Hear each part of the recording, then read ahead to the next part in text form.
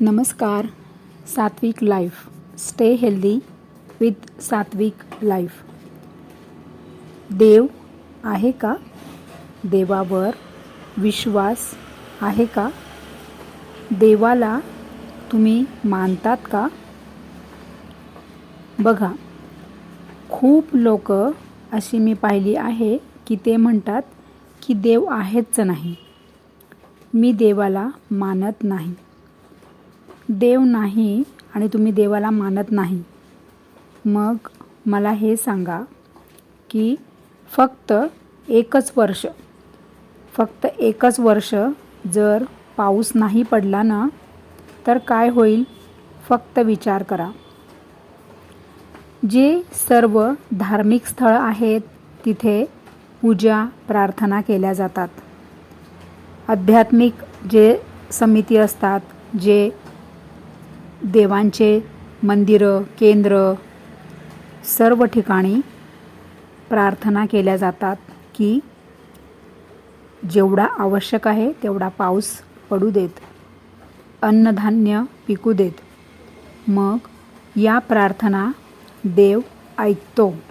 आणि बघा, माहीत आहे का तुम्हाला, यावर्षी पावसाला थोडा उशीर झाला. कधी मेमध्येच पावसाळा सुरू होतो, कधी जूनमध्ये. परंतु यावेळेला मे पण गेला, जूनही पूर्ण संपला आणि जुलैमध्ये 3 जुलैला पाऊस सुरू झाला. आणि फक्त 4च दिवसात संपूर्ण 100% सगळीकडे पाण्याची भरभराट करून दिली. सगळीकडचे नदी, तलाव, धरणं सगळे 100% भरून दिले. काही ठिकाणी आता जसं की नागपूर आहे, म्हणजे विदर्भ आहे, मराठवाडा आहे, तिथे पाऊस झालेला नाही. जळगावमध्ये पण पुरेसा पाऊस नाही झाला. परंतु आता थोडक्यात सांगायचं काय तर उशीर जरा झाला पावसाला तर सगळीकडचा जो पाणी पुरवठा होता तो 10%, कुठे 8%, कुठे 15% एवढाच राहिला होता. म्हणजे दरवर्षी संपूर्ण मानवांना जेवढा पाणी लागतं तेवढं पाण्याचा पुरवठा देव पाऊस पाडतो. तेव्हा ते पाणी साठवले जातं तलावांच्या माध्यमातनं, नद्यांच्या माध्यमातनं, धरणांच्या माध्यमातनं, खाडी, तलाव जे काय असेल. आणि मग ते फिल्टर करून सगळीकडे पाणी पुरवले जातं, पाठविले जातं, प्रोव्हाइड केलं जातं. आणि तसंच फक्त 8च दिवस ऊनच नको पडू दे. फक्त 8च दिवस ऊन पडू नको देऊ. काय होणार माहीत आहे? सगळीकडे अंधार होईल. ऊन म्हणजे सूर्यनारायणच जर नाही आले फक्त 8च दिवस तर सगळीकडे अंधारच अंधार होईल. सगळीकडे रोगराई पसरेल. विटॅमिन ड जीवनसत्व मिळणारच नाही. पृथ्वीवर जर सूर्यप्रकाश आला नाही, सूर्य जर 8च दिवस आलेच नाही, सूर्यनारायण उगवलेच नाही तर काय होणार? फक्त विचार करा. सगळीकडे रोगराई पसरेल, घाणीचे दुर्गंधी पसरेल, घाण सगळीकडे पसरेल आणि घाण पसरल्यामुळे रोगराई पसरेल, हवा सगळंच थांबेल. म्हणून विचार करा, हे सगळं जे आहे ना, मॅनेजमेंट जी आहे ना ती वरून होते. कुठे म्हणजे भारतामध्ये कुठे किती पाऊस हवा आहे. उदाहरणार्थ पुण्याला किती आहेत? खडकवासला आहे, टेमघर आहे, नंतर पानशेत आहे, असे मुळामुठा आहे नदी. म्हणजे आता जसं खडकवासला भरलं की ते मुळामुठामध्ये सोडलं जातं, एक हळू दरवाजे. मी तुम्हाला एक उदाहरणाच्या तौर पर सांगते. तसंच संपूर्ण जगामध्ये जिथे जेवढा जसा पाऊस आवश्यक आहे तसा तिथे तेवढा पाडला जातो. अर्थात म्हणजे हे कोण करतं तर हे परमेश्वर करतो, इंद्रदेव करतो. आणि हे जर हे नाही झालं ना, वारा, आता आपण आणखी एक उदाहरण बघूया. वारा म्हणजे हवा. हवा मानवाला जेवढी हवी ना तेवढीच देव बरोबर दररोज दिवसभर रात्रंदिवस अहर्निश आपल्याला पुरवत असतो. तुम्ही कधी विचार केला आहे का, देवाने जर थोडं फास्ट करून टाकलं ना हवेचं प्रमाण, म्हणजे जसं आपण गाडी चालवतो ना, जसं गिअर्ड व्हेकल असेल तर आपण फास्ट टाकली, एकदम फास्ट 4-5व्या गिअरमध्ये टाकलं की किती फास्ट गाडी धावते. तसं आपण कंटिन्यू फास्ट गाडी चालवू शकतो का?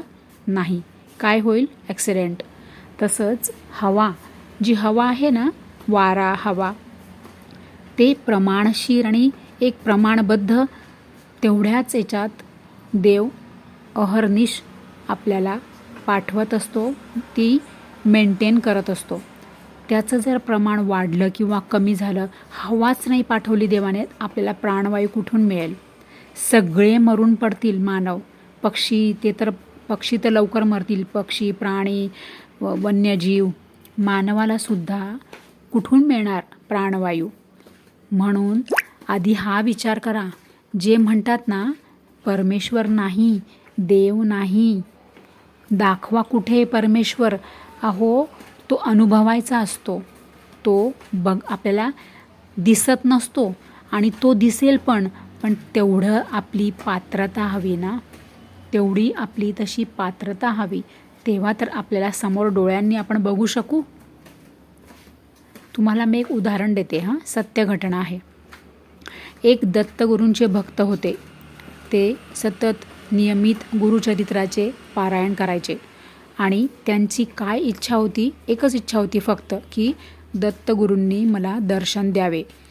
त्यांच्या घरात म्हणजे देवघरात दत्ताचं फोटो होता, दत्तगुरूंचा फोटो होता. एक दिवस म्हणजे त्यांची सेवा पूर्ण झाली आणि दत्तगुरूंनी त्यांना दर्शन दिलं. काय झालं? काय दत्तगुरू म्हणजे काय? तेज तत्व आहे ते. म्हणजे इतकं ते, म्हणजे त्या फोटोतून ते जेव्हा प्रकट झाले तेव्हा इतका भयानक प्रकाश होता तो प्रकाशाच्या ते प्रकाशाचं तेज, ते ज्यांना दत्तगुरूंचं दर्शन हवं होतं म्हणून ते गुरुचरित्राचे पारायण करत होते आयुष्यभर, त्यांना दत्तगुरूंनी दर्शन दिलं. परंतु झाले काय? ते अक्षरशः लोळागोळा होऊन पडले, कारण की सगळे गात्र तुटले त्यांचे. म्हणून अहो, आपण बघू शकू का? आपण साधारण मानव, आपण साक्षात दत्तगुरूंना बघू शकू का? आपल्याला दर्शन देईल पण देव, पण ते बघण्यासाठी आपल्याला पण तसं, आपल्याकडे पण तेवढी, म्हणजे आपली प्रगती झालेली पाहिजे, आपली पात्रता पाहिजे. मला हे म्हणायचं आहे. मला असं नाही म्हणायचं की कोणी अपात्र आहे आणि कोणी असं आहे, परंतु विषय काय आहे की खूप लोक असे आहे या धर्तीवर की ते म्हणतात देव नाही, मी देव मानत नाही, देव आहेच नाही, अशा म्हणणाऱ्यांसाठीच हा व्हिडिओ आहे. अनुभवायचा असतो देव हा डोळ्यांनी दिसत नाही, दिसेल पण त्यासाठी आपली पात्रता हवी. तुम्हाला कसं वाटतं? तुमचे विचार काय याबद्दल? नक्की मला तुमचा अभिप्राय कळवा आणि कमेंट करा. आवडला असेल तर व्हिडिओ लाईक करा आणि सगळ्यांना हा व्हिडिओ शेअर करा म्हणजे त्यांनाही हा व्हिडिओ आवडेल, त्यांनाही या गोष्टींच्या माहिती प्राप्त होईल. So thank you very much. परमेश्वर आहे अनुभव घ्या म्हणजे तुम्हाला कळेल की परमेश्वर, परमात्मा, ईश्वर, भगवंत, नारायणा, तुम्ही जे काय म्हणाल ते आहेत 100 नाही, कितीतरी, म्हणजे अनंत आहे. तो अनंत आहे, तो अणुरेणूत आहे, तो कणाकणात आहे, तो वृक्षात आहे, तो दगडात आहे, तो मंदिरात आहे, तो माणसात आहे, तो प्राण्यात आहे, तो झाडात आहे, तो अन्नात आहे, सगळीकडे आहे. म्हणून श्रद्धा ठेवा. श्रद्धा ठेवली ना तर अनुभव पण येईल की देव, परमेश्वर आहे.